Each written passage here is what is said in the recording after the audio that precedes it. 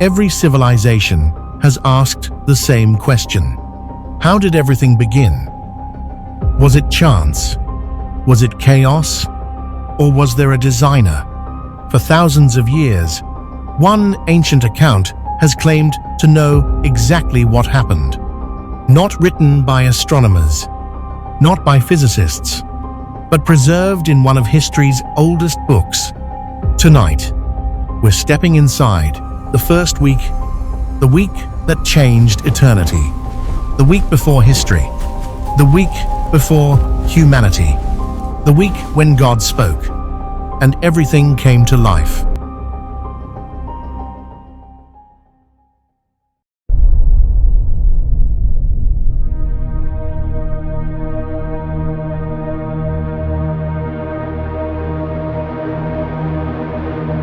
Before the first sunrise, before the first star, before the first atom, before time began counting its moments.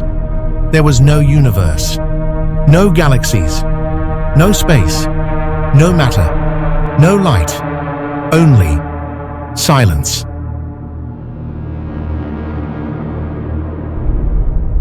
There was no yesterday, because time did not yet exist.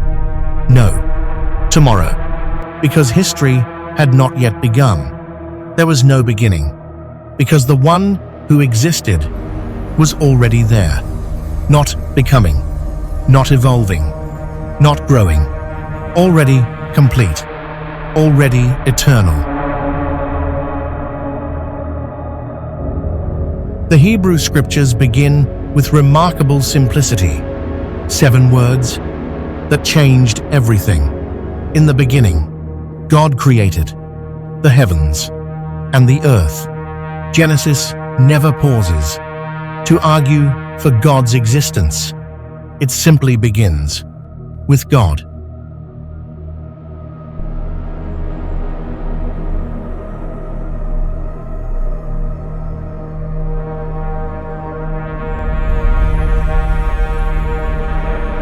Before there was matter, there was mind. Before there was energy, there was power. Before there was creation, there was the Creator. And now the story begins.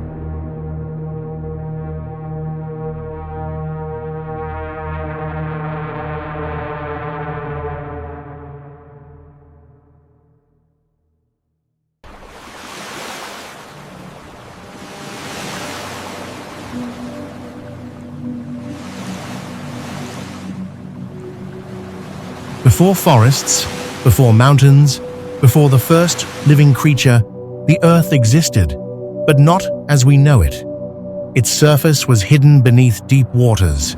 No continents, no rivers, no trees, no birds, no fields of green. Only an unfinished world, waiting for its creator's command. Genesis describes this mysterious world with 2 unforgettable Hebrew words, tohu and bohu, formless, empty, uninhabited, not ruined, not chaotic, beyond control, but unfinished. Like a master builder standing before an untouched foundation, God was preparing his creation. Darkness covered the face of the deep.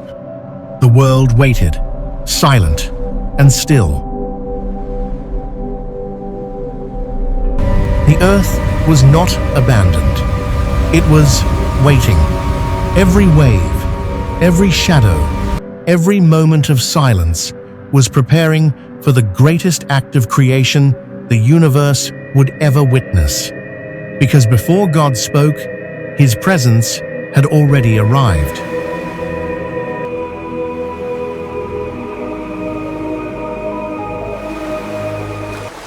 Then, Genesis speaks one of its most mysterious sentences. The Spirit of God was hovering over the waters. The Hebrew word translated hovering paints a beautiful picture. It describes the gentle movement of an eagle floating over its nest, watching, protecting, preparing life for what comes next. This was no hurried response. No emergency. No improvisation. The Creator was not reacting to disorder. He was preparing the stage for his masterpiece.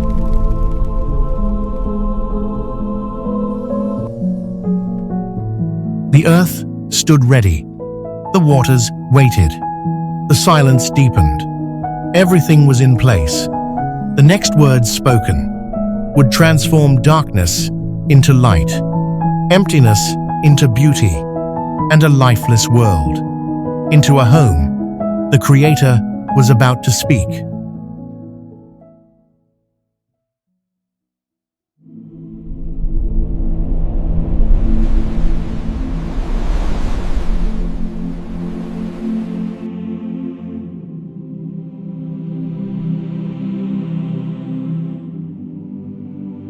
Everything changes. God speaks, not with effort, not with struggle, simply, "Let there be light." Instantly, light explodes through darkness. Not the sun, not yet. Light itself, the first thing ever commanded into existence.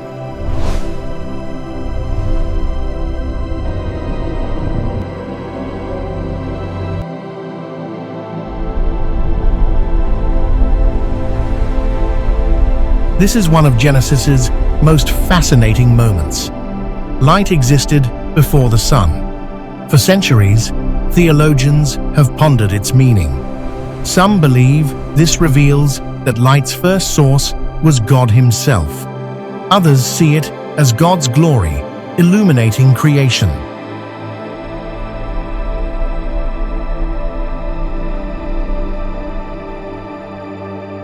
Either way, the message is unmistakable.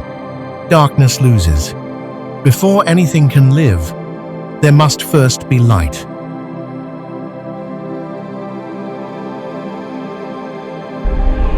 God separates light from darkness.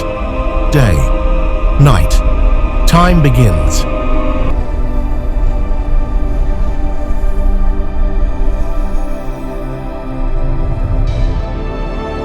The first evening, the first morning, the first day.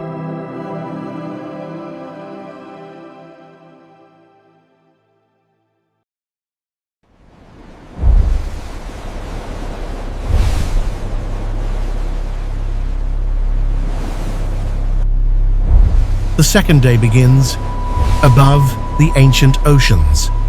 God creates the expanse.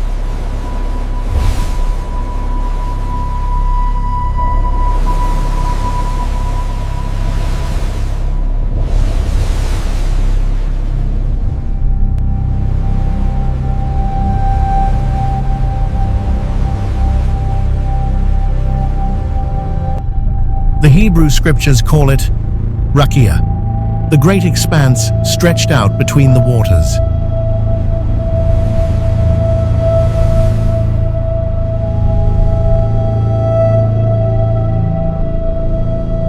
Clouds begin to form. The atmosphere takes shape.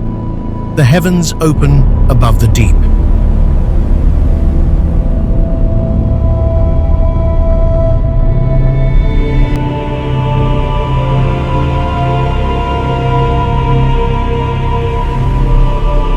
The world is changing, and for the first time, breath is becoming possible.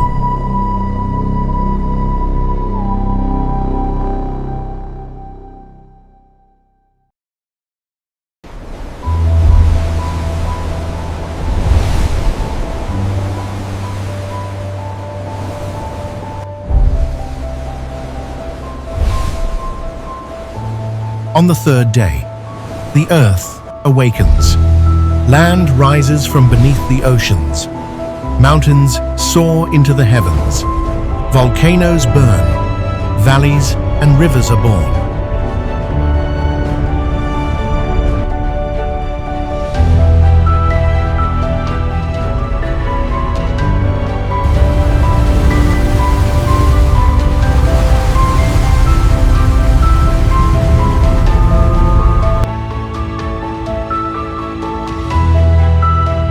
Then God speaks again, and life covers the earth. Grass, flowers, forests, fruit trees.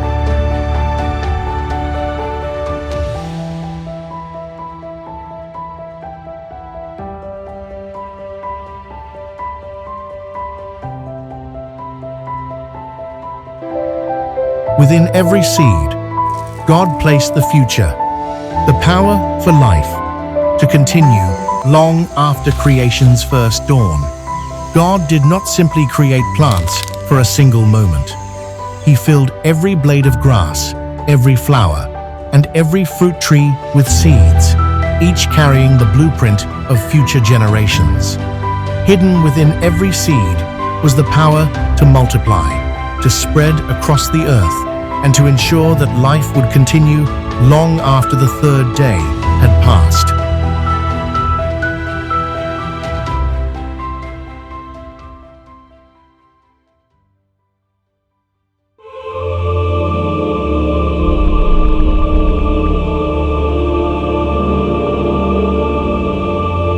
On the fourth day, God appointed the sun, the moon, and the stars to mark seasons, days, and years, to guide travelers beneath the heavens. But Genesis presents them differently from the ancient world. They are not gods to be worshipped, but servants placed in the heavens by the one who made them all.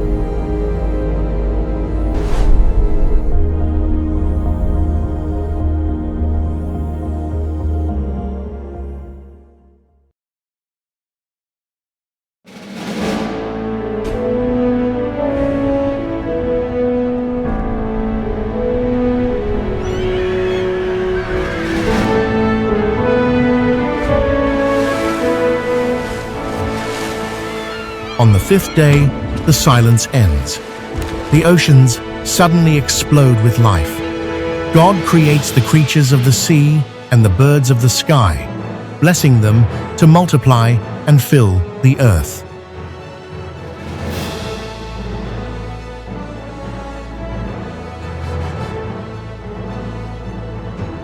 Again and again, Genesis repeats a remarkable phrase. According to their kinds, life would reproduce after its own pattern, each creature carrying within it the design for future generations.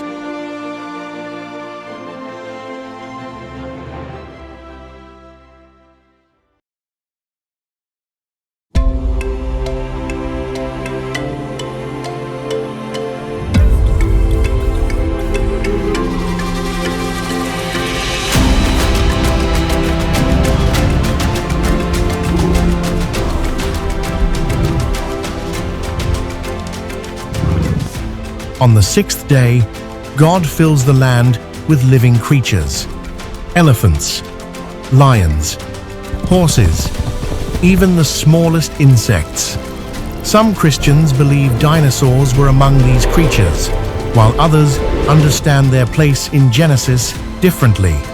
The earth is now alive. Christians hold different views about dinosaurs. Some believe they lived alongside humans, while others believe they existed long before humanity. Whatever the timeline, all agree that every creature ultimately comes from God. But creation still is not complete. God pauses, and for the first time, He speaks differently.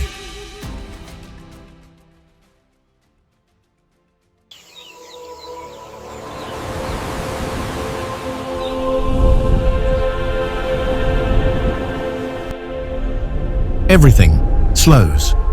No other creature receives this announcement. Not whales, not lions, not angels, only mankind. Then, for the first time, Scripture hints at a divine conversation.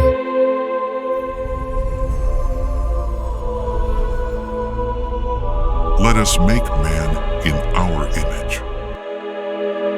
Humanity would bear the Imago Dei, the image of God, the capacity for reason, creativity, morality, relationship, and the gift of free will. From the dust of the ground, God forms Adam. Then comes the first breath, the first heartbeat. The first human opens his eyes, looking directly into the presence of his Creator. Adam walks through a world untouched by sin. He discovers wonder. He names the animals. And before there was sin, there was purpose. Before there was toil, there was work. But Adam notices something missing. God causes a deep sleep to fall upon him. The first surgery, preparing the first companion. Adam awakens and sees Eve. This is now bone of my bones and flesh of my flesh. The first marriage is established, a sacred covenant between two lives united by God.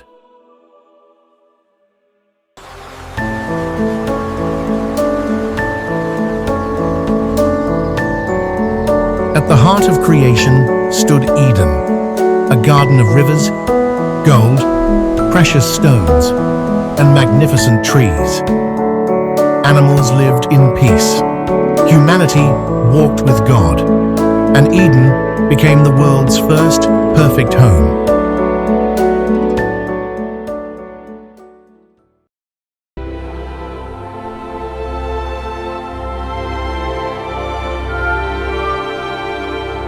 Silence returns. Not empty silence. Satisfied silence. God rests. Not because he is tired, but because his work is complete. And so the Sabbath begins.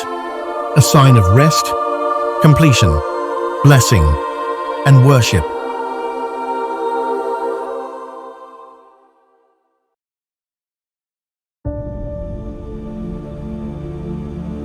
Every human question: identity, purpose, marriage, work, nature, human value, begins here. If Genesis is true, you are not an accident. You were wanted before the stars existed, before the oceans formed, before light filled the universe. The God who spoke galaxies into existence also formed humanity in his image. The creation story is not only about how the world began, it's about why you exist.